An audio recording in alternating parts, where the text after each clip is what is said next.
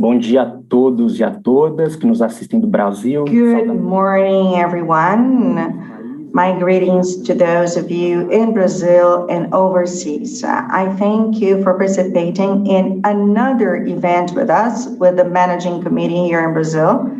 We have the CGI.br event. The first one was carried out in September last year when we had the translation into Portuguese of the final report on the UN and Digital Cooperation Project. And today we're going to launch another translation on the internet document, the report on jurisdiction. The author is Professor Bent from the Australian University. And today we have Martin Hullin, who will be with us during this event. And the project of CGI.br,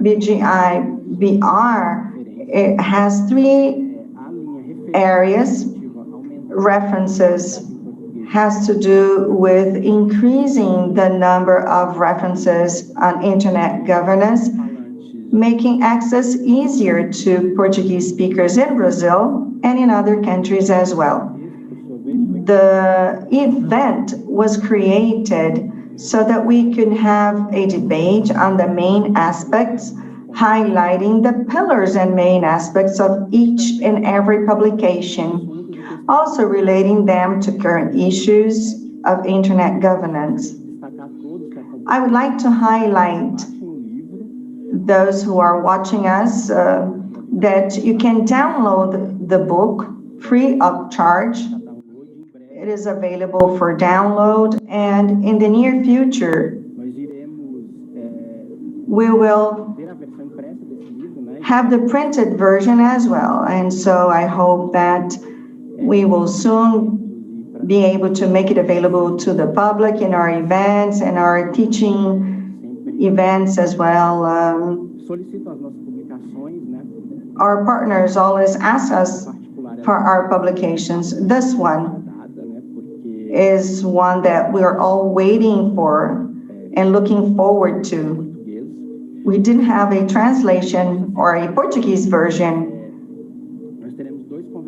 Today we have very special guests. The idea of this event is to bring in people who are somehow involved with the publication or the topic.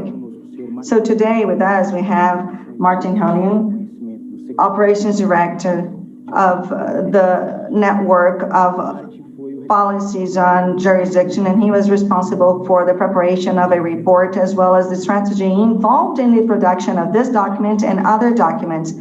He has participated in different international initiatives, and he was the focal point of different projects and cooperation among different organizations, and collaborated directly with different international organizations, including ECLAC and CDR. So today with us, we have Martin, who will talk about the main aspects of the document that was translated into Portuguese. And we also have Luiza Brandão with us. She's the founder of the Reference Institute on Internet and Society called IRIS. IRIS has a degree in this area and is an important investigator. He works with the internet and the society and its different interfaces. Luiza is also very active in jurisdiction. So because of this very important background, Luiza had a key participation in the translation process of the report into Portuguese. She carefully reviewed the translation into Portuguese, and she also signed a presentation in Portuguese of the report. And today she will talk to us about the interest of the Brazilian community in such a publication from the point of view of the thematic and all of the discussions around this publication. But before turning over to our guests, I'm going to turn over to Carlos Secone. He is the manager of CGI.br, and he idealized the CGI book I would like you to talk about this publication in Portuguese and a little bit about the history of CGI.br engagement with this jurisdiction issue. So, Carlinhos, I turn over to you. Thank you, Gian. Thank you for the invitation. I will be quick. It's very important for us to be able to listen to Martin and Luiza with your moderation, for which I thank you. I'd like to greet those with us today in the NIC.br channel. We're very happy with this launch in the CGR references publication. I represent Professor Gaza. You all know him. And I also believe that those who are with us through YouTube and the Executive Secretary, and so the CGR.br publication was a project that was supported by the Executive Secretary, always having in mind that we wanted to share with the Brazilian public and Portuguese speakers in general publications that are a reference on internet governance. And so our first publication was translated into Portuguese. We translated the World Summit document, which was exactly when we started working with this proposal to create IGF, the Internet Governance Forum, which we carry out here in Brazil, and we had the IGF in Brazil. So with the Brazilian series, as an initiative of our office with the support of the Executive Secretary, we have followed up all of the debates and discussions on the spaces where we can discuss internet governance in general and globally, always keeping in mind that it's important to share these documents with Portuguese speakers. And therefore, we promptly volunteered to work with the internet jurisdiction when the global report was presented in 2019. We promptly volunteered to translate it into Portuguese, and we had a very nice partnership with the internet jurisdiction. So not only are we launching this first publication with the global report, which started originally in 2019, in the past, before this era where we launched projects virtually, we always said that we were preparing or getting ready to print. We have two other publications that have their translations almost ready for publication, and I'm sure that you will like it a lot. I'm not going to tell you what the titles are, but those who follow up internet jurisdiction will really enjoy having it in Portuguese. I would also like to say that Internet Jurisdiction Network and in the 2012 series, from the very beginning, when it was still a project engaging a large number of stakeholders worldwide from different sectors, from different segments of the society, the different states, the industry, large corporations that are involved with the internet and that debate all of these areas. And I'm not going to repeat myself here because this is all in the book. And those who are here with us are probably familiar with it. And if you're not, download the book and you will see the wonderful publication on internet jurisdiction now in Portuguese. Since 2012, IBR has monitored what's going on, including the participation not only from the support team, but with all of the counselors who are engaged with this topic. I should mention the participation of Diego Canabarro, who supported us intensively. He supported the other counselors throughout the process of internet jurisdiction debate. And we also have Everton in the support team, and they are with us, including Isadora.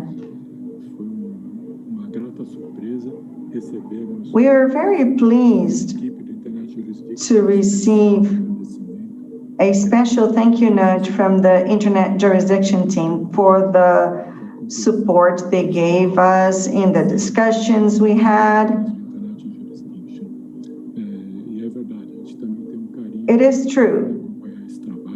We are very happy to participate in this project. It's been very relevant in all different areas of internet governance.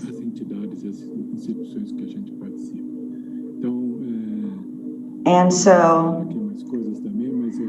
I could tell you a little bit more, but I wanted to focus on what I just said and thank the support team that has intensively supported us during our debates, and once again say that our publications include a project of bringing in the main references, not only to support what we do and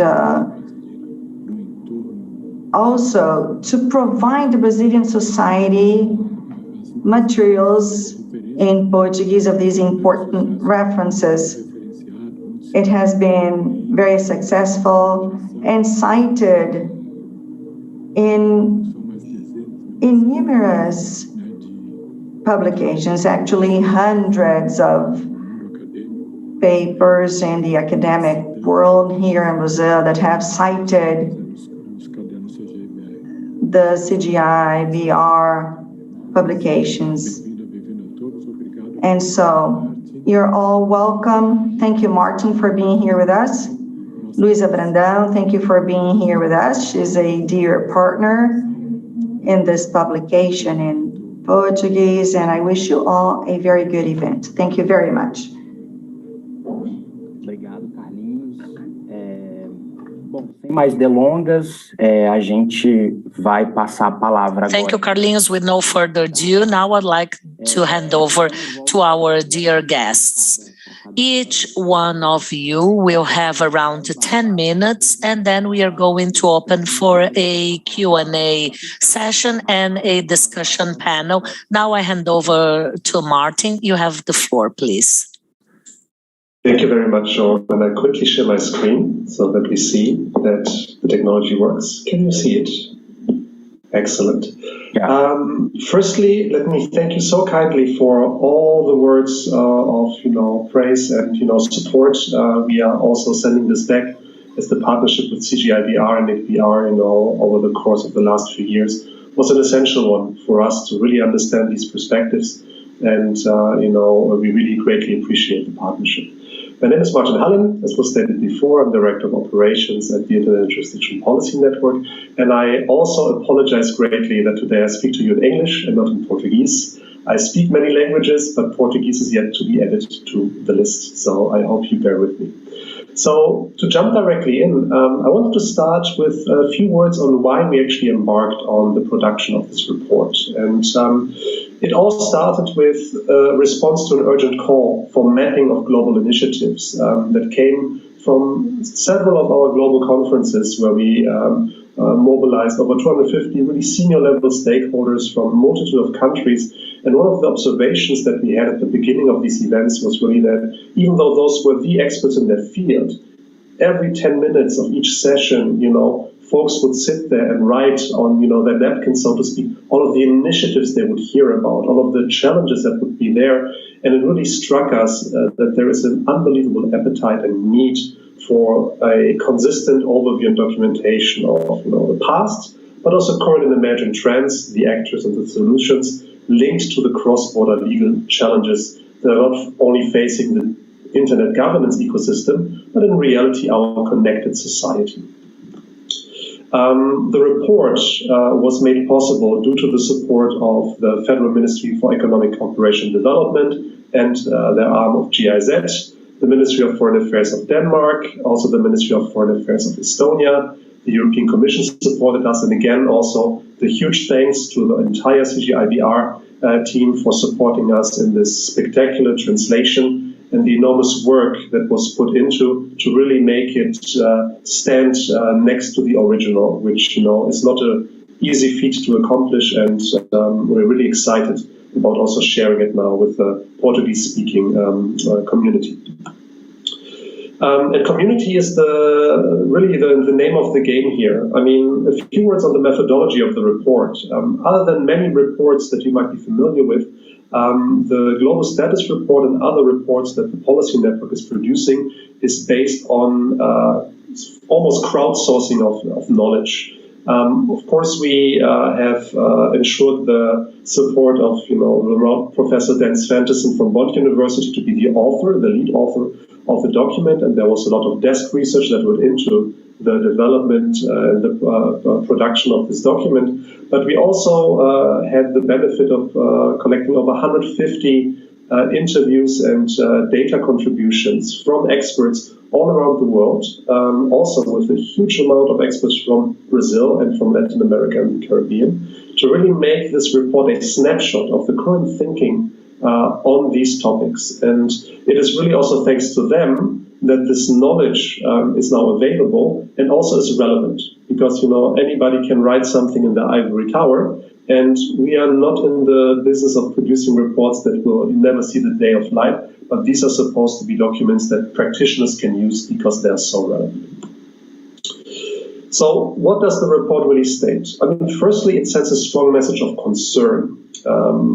Concern over the abuses that can be seen, the proliferation of regulatory and jurisdictional initiatives, and while all of this is happening, the legal uncertainty that still seems to dominate the ecosystem. And we've asked the question whether or not these cross-border legal challenges might become more acute in the next 3 years. And we asked this in 2019, and you see an overwhelming part of the respondents said yes, that is the case. And keep in mind, we've asked these questions before the corona pandemic hit all of our societies, and our lives basically moved into the digital realm. So we can only assume that if we would ask this question today, the percentages might even be higher than that. And we also realize that coordination is a must, because not addressing the jurisdictional challenges that we're presenting in the report would come at a very high cost, not only economically, but also on a societal level. There's also the realization that the question on whether or not to regulate is really something that's no longer relevant. It's more the question how to regulate in a nuanced way and by whom. And the task that comes out of that really then demands a solid degree of governance innovation, including the development of standards for legal interoperability, but also for policy coordination. And when we asked our experts whether or not there is already existing sufficient international coherence and coordination to address these cross-border legal challenges on the internet, you can see on the right-hand side of my screen, the majority said no. And those are the ones who know. And this really should guide the way of what the next action items should be for many of us in our respective work. It also is important to be said that the cross-border internet is at stake. There's a lack of common agreement on substantive values, a lack of shared understanding of key concepts, the vernacular and the terminologies that are there. And the exercise of translating it to Brazilian only underlines also the real challenge of doing this justice once we do this across different languages. So the exercise here can really be applauded because it immediately, tries to tackle one of these challenges. There's the risk of a race to the bottom and the distrust amongst internet users who cannot really know what laws apply. There's fragmentation that can be observed, be it voluntary or involuntary, and really a difficulty to strike the appropriate balance in the obligations imposed on internet intermediaries. And that's the key takeaway from this part of the investigation, that the toolkits, the national toolkits that policymakers have at their disposal are really reaching their limits when we try to use them on these transnational problems. And that's what they are. They're deeply transnational.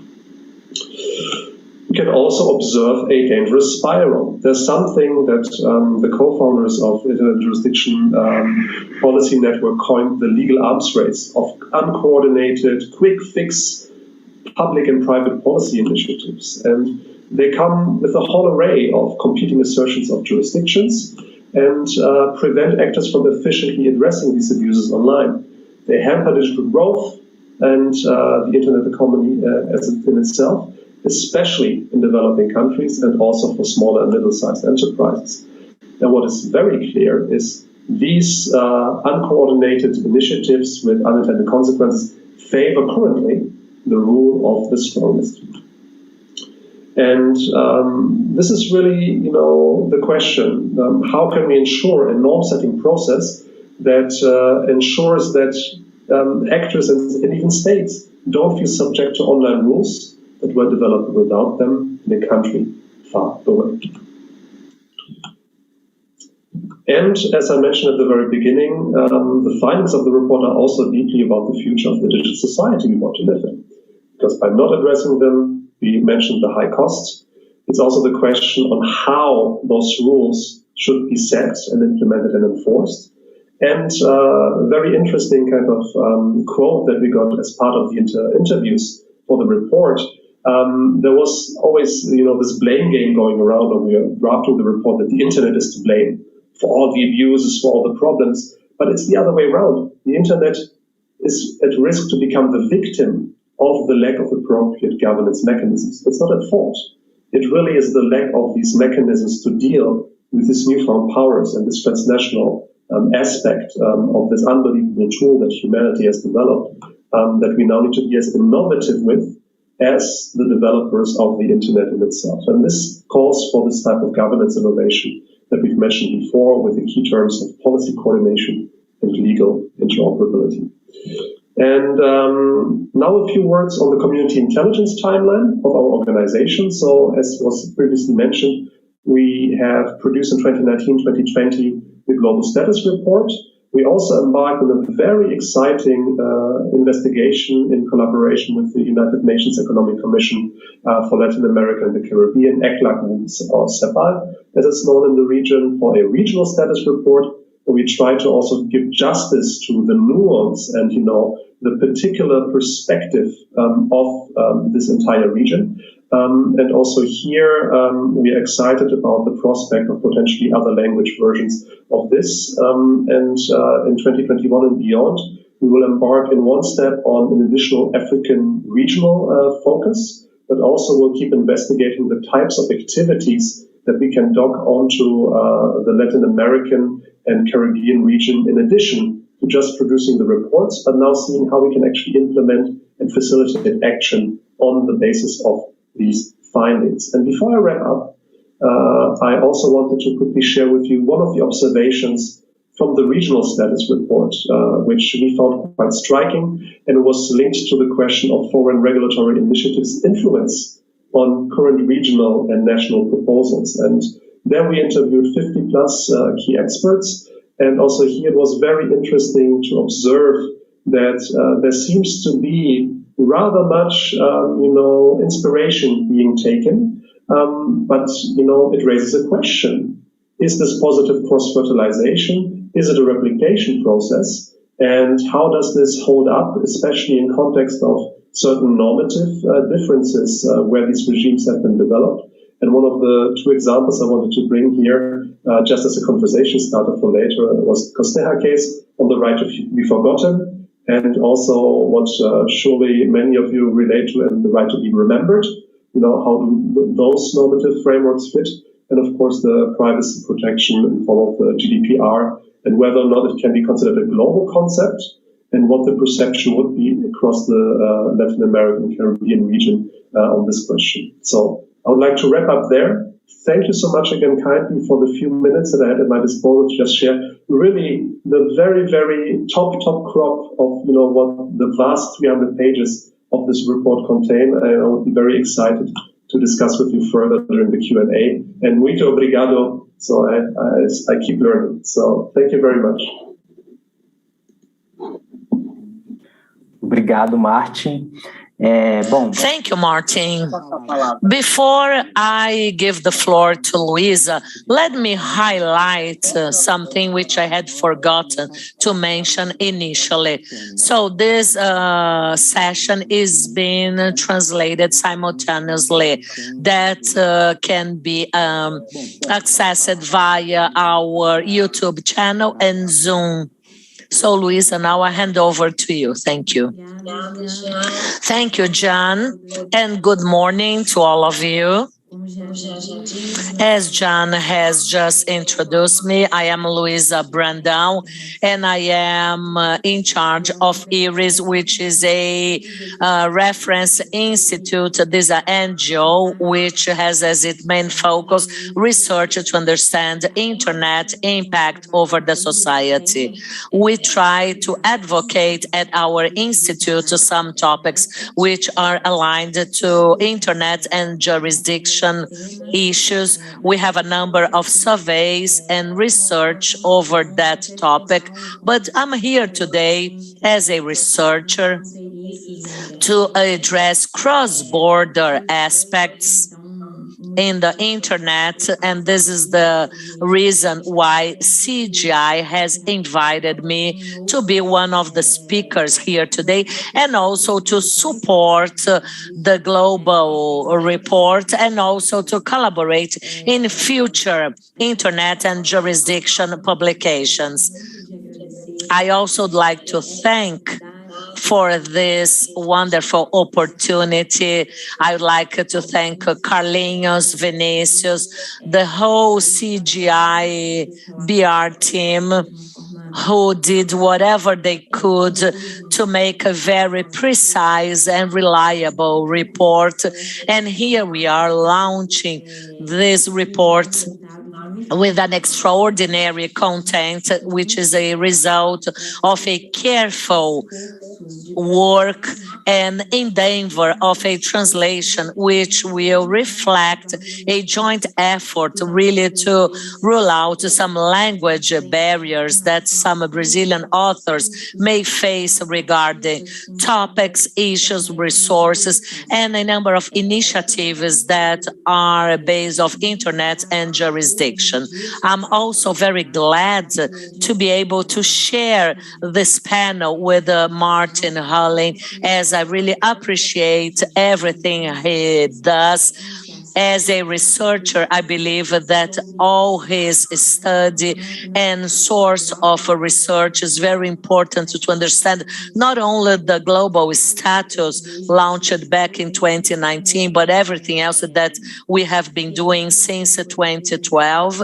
And I'm extremely glad to be able to be the reviser of the Brazilian version, which reflects Professor Dan Verzan, which is another researcher and academic in this field. I also like to point out that such an effort really to break down those cross-border issues, and as we also have language barriers, to bring together a number of other players to be part of this topic of internet and jurisdictions, and to go over and to go beyond those barriers is so important to allow convergence, cohesion, and alignment between a number of actors and different sectors of this field to allow a number of challenges to be met. I also like to share the idea that all problems, dilemmas, challenges, and some response trends to a number of possible cross-border abuses that may take over the internet, by the internet, or beyond it, solutions they have to be built up globally. And by that, I mean that we should highlight what the Internet and Jurisdiction Network has been doing from a coordination standpoint, where different players may act globally towards global solutions. And then, as you've seen in Martin's presentation, and you can also see in the Brazilian version of the report, which is being launched today, cooperation is essential.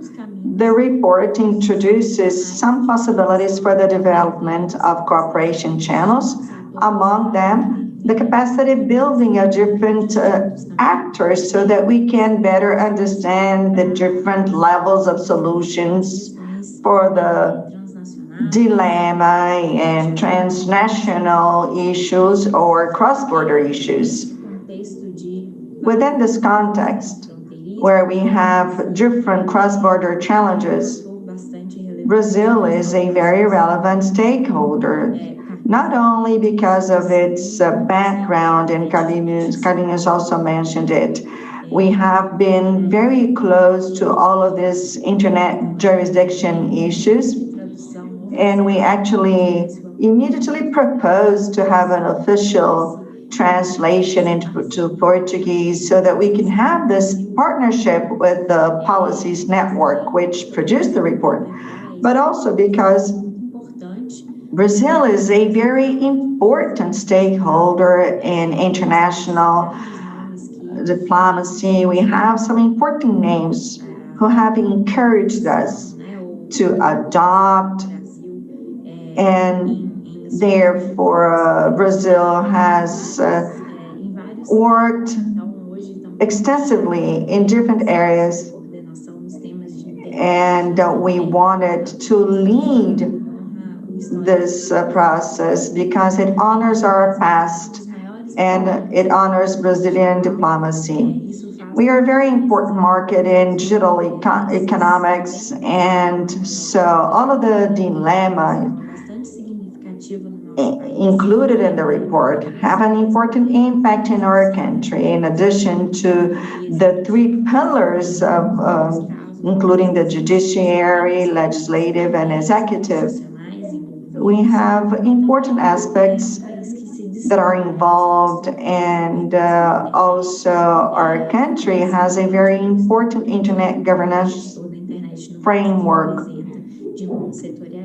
We include multi-sectorialism as an important aspect, and therefore having it in Portuguese is very important. It works for any Portuguese-speaking audience.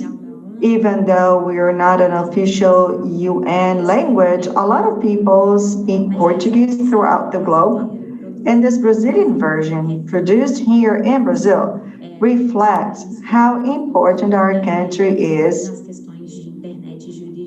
as an actor in internet jurisdiction issues.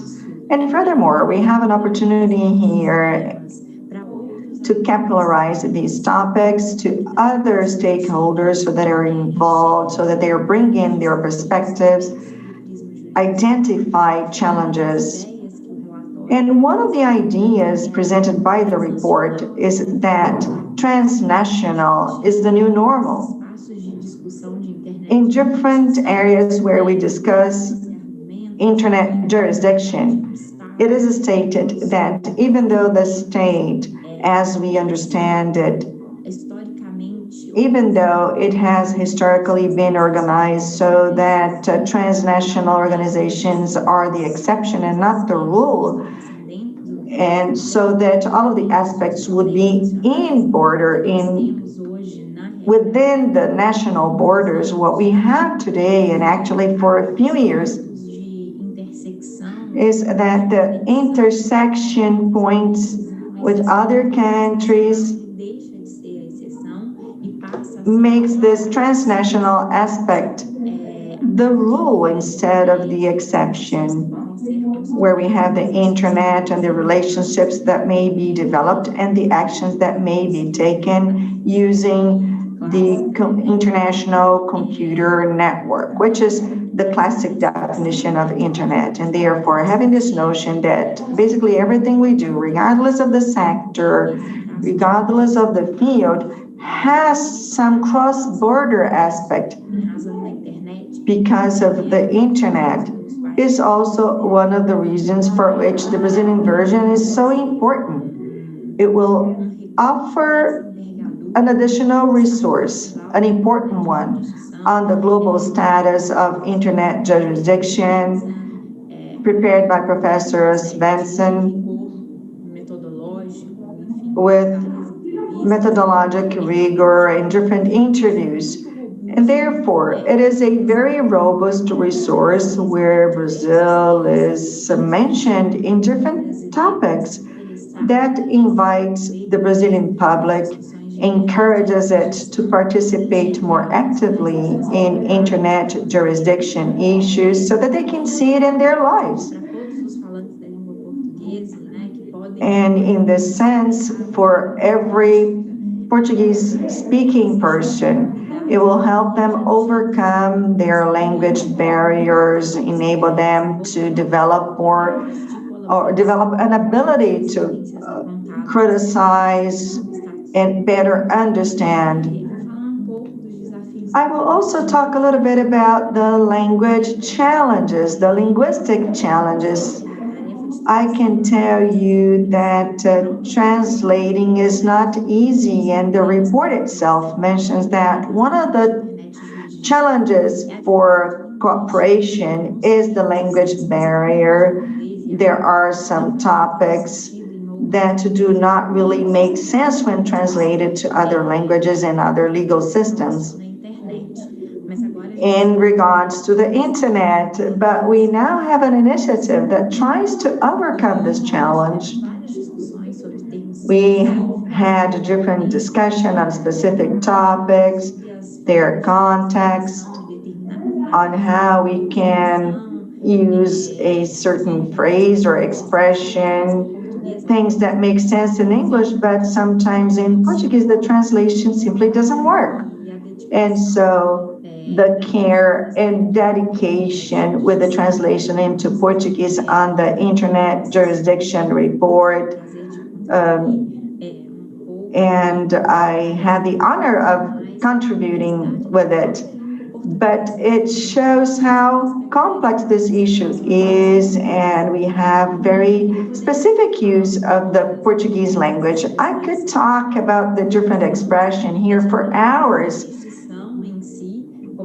starting with the word jurisdiction as a broad concept, including different aspects. And Professor Svensson actually suggests an investigational aspect, but you can now have an access to the report, and the report is in charge of giving us these definitions, which are essential for us to move forward with this topic and also to provide a solution to the different dilemma we have regarding all of these jurisdictional aspects. Just to give you another example, we had discussions on the word enforcement. In the report, we emphasize it as execution of the law, following the legislation in practice. And then at the end of the day, we adopted this definition, but we made a lot of notes, and therefore I invite those of you who are going to read the report in Portuguese to pay attention to the translation notes. These are challenges that have a lot to do with how we need to make an effort to participate in a global debate on the internet. And even expressions which may seem day-to-day expressions such as responsibility. This was clearly defined in the translation according to the intent in the original document, because we also wanted to include all of the different nuances of the meaning, the ethical and moral meaning that could be embedded in a specific definition, and also all of the different aspects that were referred to in the original document. It was a very detailed work of translation. I hope that it will enable us to enhance our commitment from Brazil, and I also expect it to really leverage the production or more knowledge, more investigations, having more people thinking about it, writing about it, and contributing for the different topics and trends that are closely related to the report.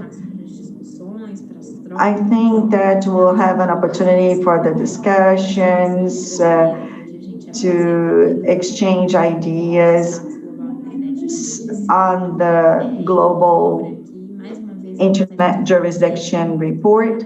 I wanted to thank you once again for the opportunity to be part of this initiative. I'm very optimistic about the possibility of greater engagement of Brazilian stakeholders and the development of knowledge, access to information, once this language barrier has been overcome. It was intensive work. They try to bring in these references with important publications so that we have more people having access to important documents such as this one. I'm available for future discussions on this topic, and finally, I'd like to welcome this latest CGI publication on internet jurisdiction, which started in 2019. Once again, thank you for your participation. I hope you all enjoy this Brazilian version of the document. Thank you, Luiza. Thank you for sharing with us this whole process behind the translation of this publication. It was very intense so that we can have the best translation possible, including important concepts. So we really try to have this context because of the complexity of the issue, but also because of all of the workload behind the production of the network by the Internet Jurisdiction Network. We have received a few questions. We also have some questions for discussion, but I think that I will now start asking you the questions made by the audience so that we can start our discussion with you and Martin. We have here a question from YouTube addressed by Emerson, who has a piece of observation, and the question is addressed to both of you. The regulation of rights in a global process is so relevant, and how can we define the global rights throughout internet without the equivalent rights? And as the case of Budapest, regarding the legal issues.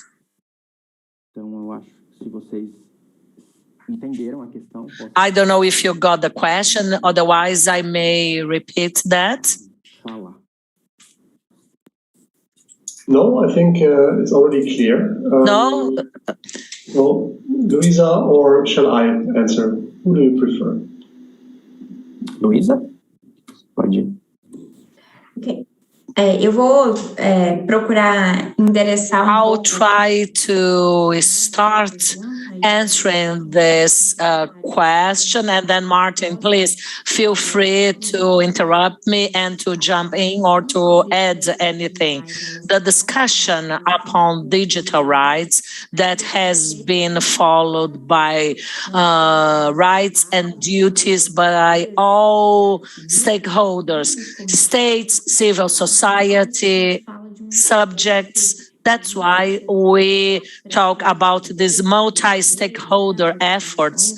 So all rights, duties, and efforts, they are also defined on global basis. I agree that it's quite difficult to reach global solutions right away, but one possible way that we address in the report is to reach at least a convergence or at least a cohesion between those parameters and to reach a balance between rights and duties. What we expect ultimately is to have some parameters to reach our actions in the cyberspace and addressing the legal issues that will address legal issues, cyber crime, the Convention of Budapest, and some other ways of international collaborations that will include crime, abuses.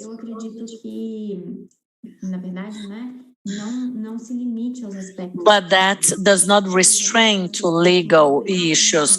We have some other issues such as image, honor, or even personal and private information of those who are traveling over that global communication system.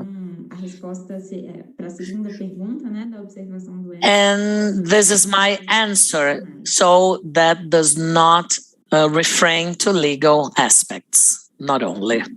There's not much more that I can add in this case, because I fully agree with Luiza. And the only additional observation really is that normative plurality is the new normal. So it really goes as high as that before we then even go into the legislative process. And normative plurality always has been there, but through technological innovation and the contraction of time and space, we are now witnessing kind of a new frontier of this issue being even more problematic, and it's even supercharged by the fact of language barrier and different legal systems for that matter. So it really is a fascinating societal challenge in itself, and many of the points that Luiza made are exactly the stepping stones towards a potential solution path. So yeah, I hope that answers the question.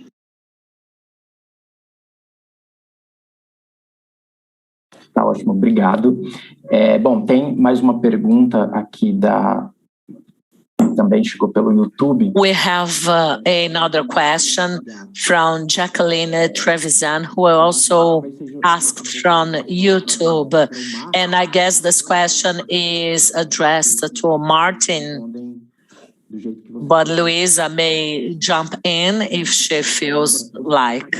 And the question is, I'd like to ask if researchers, they work over any concept based on cross-border governance in opposition to a non-global unified governance, as internet works with a plurality of regimens, including different processes and players and stakeholders. So this is the question to Martin, please. So that's the key question, isn't it?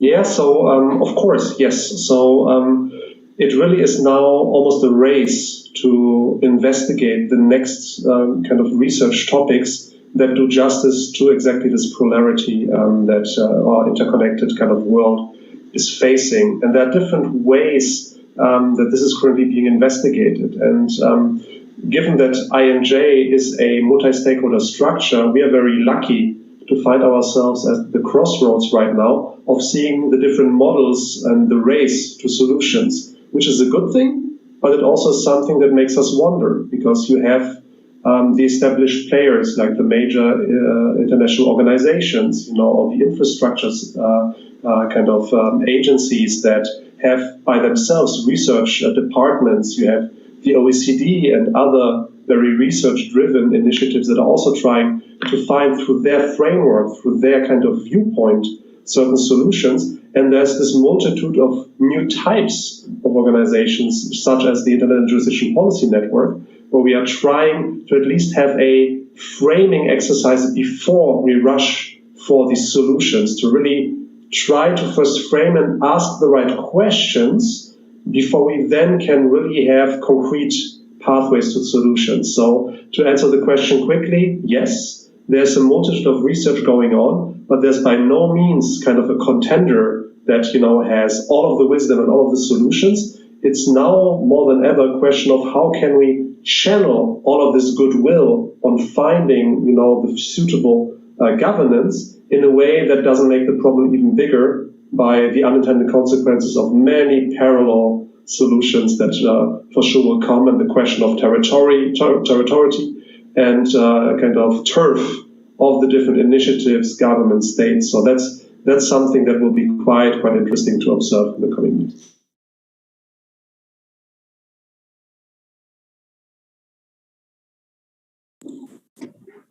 Eu concordo com o Martin. I do agree with Martin's comments, but let me tell you that in the Brazilian versions of the report, as well as in the original version, we make use of the cross-border terminology, and the global expression has to do with the background where all those trends, propositions, and suggestions take place. But the terminology cross-border and cross-national are terminologies that we find in all surveys and researches conducted in the field. I have here one final question while we are still waiting for further more. It's a question from Claudio Oliveira, who wants to know how cross-border internet governance will go over provide internet servers. I mean, what is your perception? What is your take on the internet service provider in this cross-border internet jurisdiction environment? That's also a good question. I mean, I mentioned in passing the intermediaries and, their role in this, big uncertainty that, now is king. Uncertainty is basically the name of the game. And it really depends. Because right now there are many unintended consequences of responsibility that, content providers, storage providers, intermediaries, even in the DNS system, are suddenly realizing they bear, because either of the vagueness of the extreme nature of some of the legislation that is being currently put out, with all of the implications of costs, of know-how that would be needed to tackle this. And this really comes down to the missing interface by making the voices of these intermediaries heard in the global debate on governance of this sphere.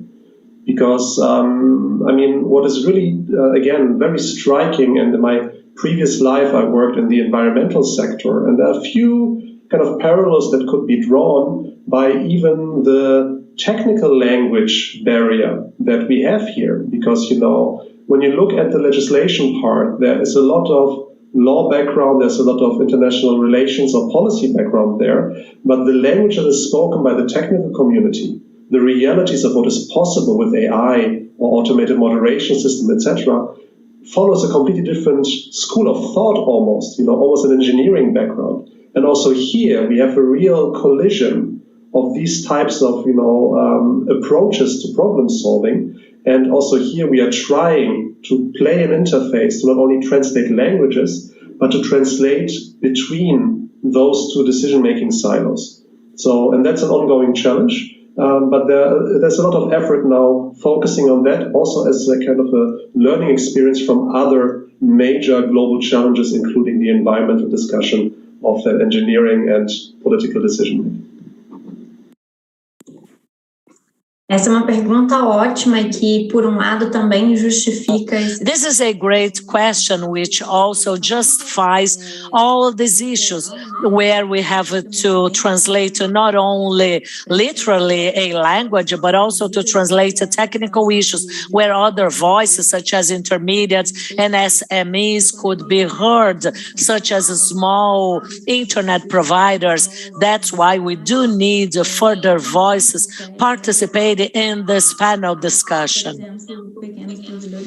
And with that, we would like to include the small and medium-sized internet providers because they can help to optimize the costs throughout the acquisition of cross-border services, or maybe to acquire services that have their headquarters somewhere else, or transnational and cross-border services. So despite there might be not any direct link, such as, well, we have to comply with some other countries' law, or we have to enforce this or that.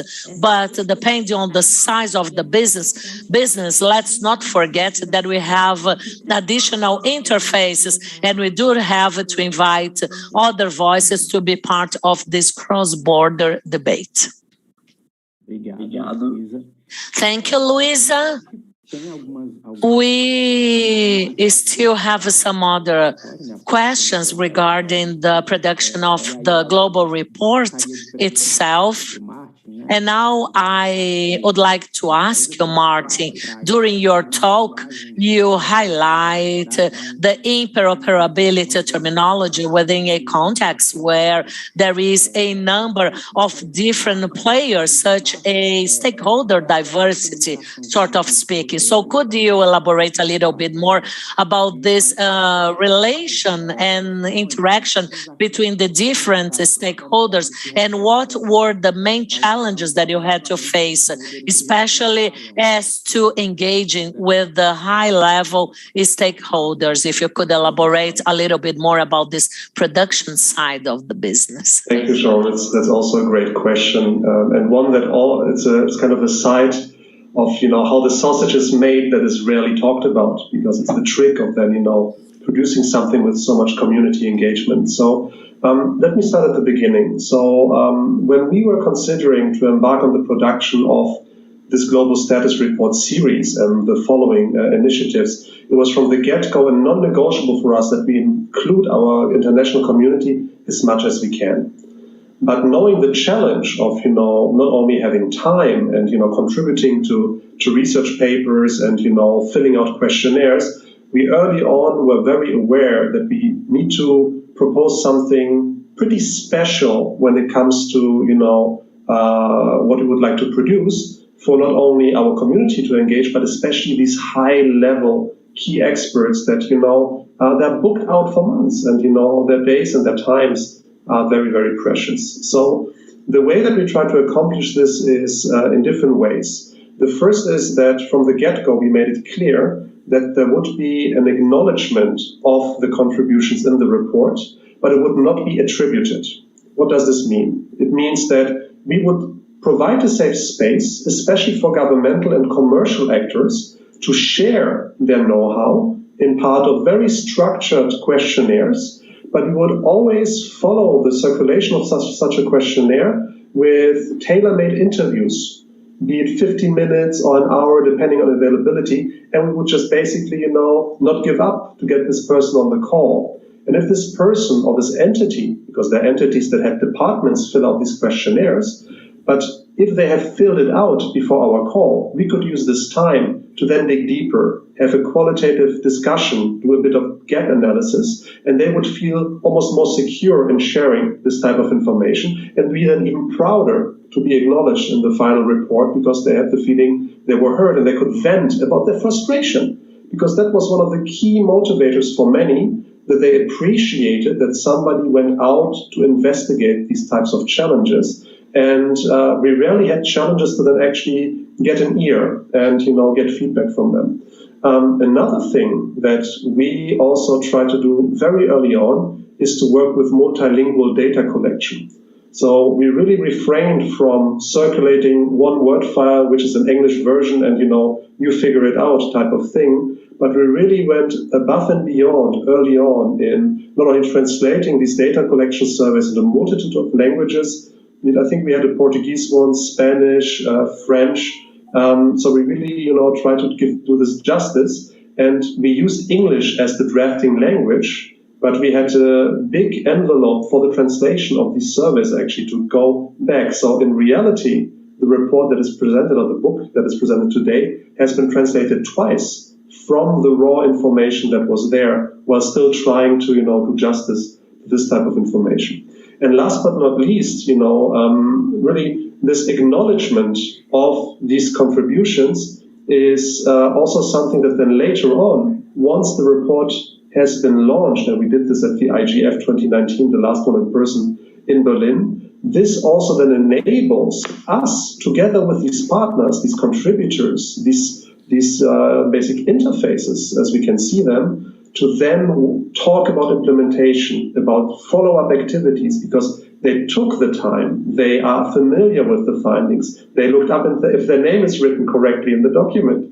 And then you have always the perfect in to then talk, all right, so those are the findings, what do we do about this? So it's not only the sake for legitimacy of the effort, but that the report lives on as part of this contributors community, that one is then able to build each publication. And it's a methodology that we are also trying to share, because it only comes with benefits. It has a bit of methodological complexity baked into it, but we cannot overstate that the benefits outweigh the difficulties by 3 or 4-fold. Perfeito. Obrigado, Martin. O relatório é possível ver assim esse It is possible to see this in the report, and in your effort to combine different stakeholders from different countries with a series of references and mentions to different cases worldwide. We can see this concern. Really trying to contextualize it in different countries. And another question to Luiza that has to do with this is related to the Brazilian context. Luiza, since you are very familiar with this topic, I'd like you to talk about the main topics that, according to your perspective, have led to some debate in the Brazilian context.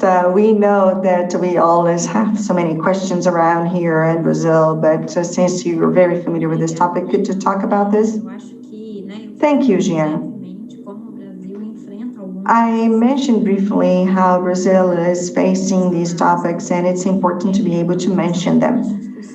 We've had some discussions in the judiciary regarding whether the company and the subsidiary, for example, if we have a company in a specific country, in this case, the US, and whether the company that is here in Brazil can respond for the mother company, for the headquarters in the US. This has been included in our judiciary and our Supreme Court discussions. What the procedures are for the headquarters to be reached by the judiciary, and whether it's important for us or whether it's required for us to use the AMLAT, the Mutual Assistance Agreement, or whether it is possible to find another way to get to the headquarters, for example, for access to data that are in the hands of a company if we're having criminal investigations. And this is something that we do on a daily basis, especially when trying to have access to data that is outside of the country. Brazil, from a legislative point of view, Article 11 of our Civil Code establishing that the Brazilian law is applied to data that is treated in our territory, and that has to do with significant expansion of the Brazilian jurisdiction in the execution of the law.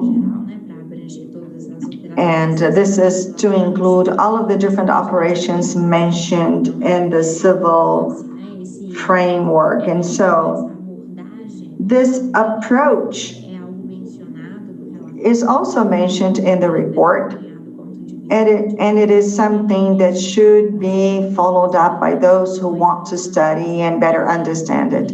We also have issues related to the WhatsApp block we had in 2016. So what are the forms that the judiciary of a specific state has to convince certain stakeholders, and in this case, private agents, to deliver some evidences? So these are things that are focused upon access to data. There are other issues as well, not only criminal issues, I would like to highlight. From a legislative point of view, we also have some discussions, for example, PR 30, which deals with the law on responsibility, transparency.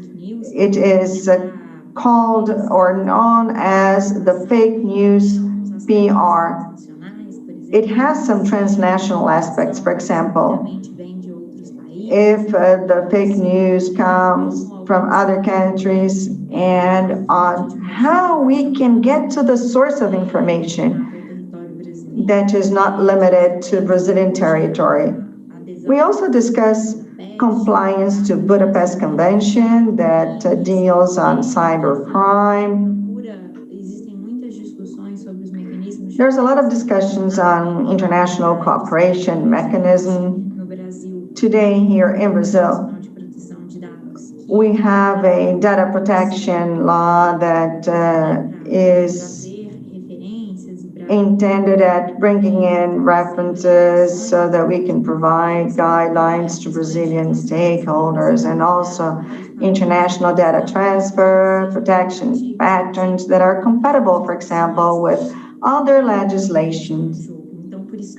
This is all at stake, and this is why I mentioned that the legislative, executive, and judiciary powers, including other sectors, civil society, private sector, and academia, which has studied these situations, among so many others I do not have time to mention more specifically here today, but they're all very relevant in the discussion of internet jurisdiction.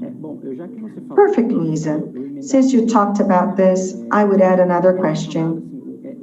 It has to do with what we're lacking so that we can involve a larger number of stakeholders in the Brazilian judiciary so that we can include them at a national level discussion. Could you talk about this a little bit?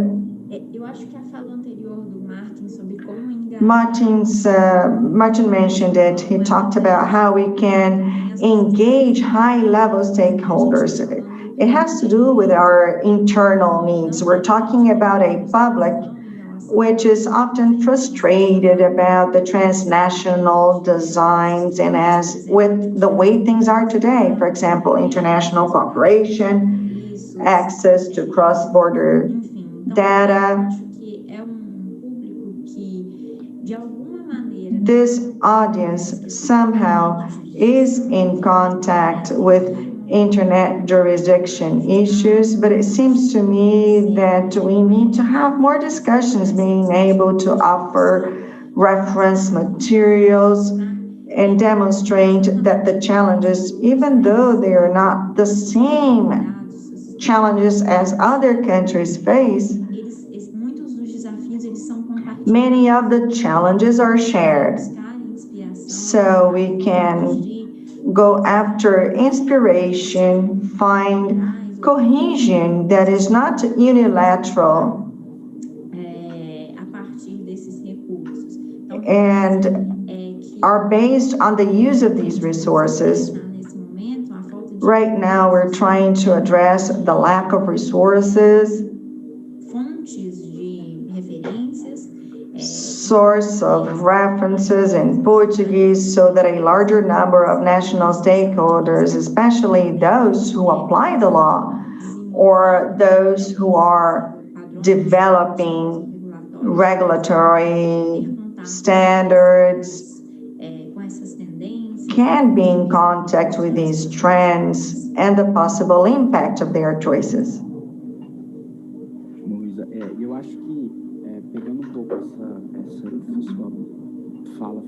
So, Luiza, based on what you just mentioned, on having information source available for these stakeholders so that they are informed to carry out their work. I have a question for Martin, and perhaps he can talk a little bit about this. It has to do with the network database, the Internet Jurisdiction Network, and the role of this database. Is there any specific role for this database in feeding large projects such as the Global Report? Can you talk a little bit about this? Yes, of course. Thank you, Jean. I assume you refer to the Retrospect database, which is an ongoing effort of tracking the top jurisdictional cases that has been conducted for many, many years. And in fact, the Retrospect database was used as a starting point for the desk research of the status report when we embarked on this exercise. And we have kept this activity ongoing ever since, and it really is a testament also to one of my colleagues, Ajit Francis, who is currently in charge of mobilizing our community to really investigate all of these top cases that are out there. Right now, we as an organization are looking into how to rejuvenate this platform, because we really do see a benefit in not only feeding all of this collective intelligence that we are collecting into the form of reports, but also to see ways how we can make them more actionable in a categorized database that could then be used for further not only research, but also for a easy to access repository of evidence that could be utilized by practitioners if they would like to bring a point across and to scroll through. We are currently in the stages of investigating whether or not we can mobilize funding for this rejuvenation. So that's also something that we are looking at, and it certainly, will play a big role, I think, in what we are projecting the future of these types of activities, that will be linked to. So I'm glad I can give it a bit of the spotlight thanks to your question today. So that's great.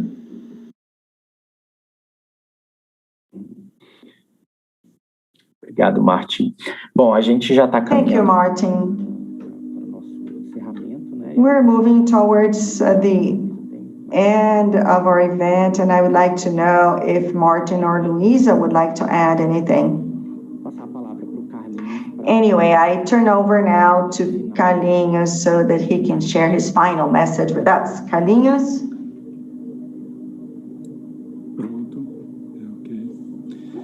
Okay. My final message is one of thankfulness. I thank you for all of the work that the Internet Jurisdiction Network has done. It has been just wonderful to translate this to us. It is challenging, as Luiza mentioned, but it was very pleasant. The text is wonderful, and I'm sure that if you read it, you will agree with me. I also want to thank Martin for his presence. It is an honor to have him here with this launching of the report in Portuguese. I want to thank Luiza Brandão. I admire you forever for the work you do and for all of the activities you've participated in the CGI activities, And now this other one. This is wonderful. I truly admire the work you do. And also, I would like to thank the team. You've worked so hard for this publication. We went nuts sometimes trying to find the best translation for each one of the expressions that were very specific as we understood them. How do we say this in Portuguese? How can we say it properly for our community to understand? And for those who will now be introduced to this topic, I also wanted to thank Gian. He is very dedicated to the publication of these series.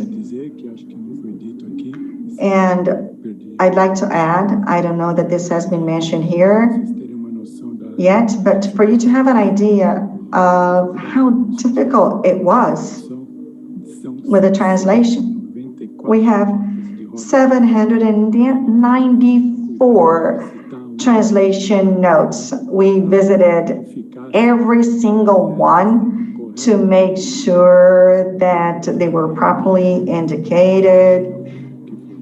But that was really cool. I thank you for your hard work. Jean? Thank you, Carlinhos. Well, we're getting to the end of yet another event, and I'd like to reinforce that the publication is available in CGI's website. You can access it at www.cgi.br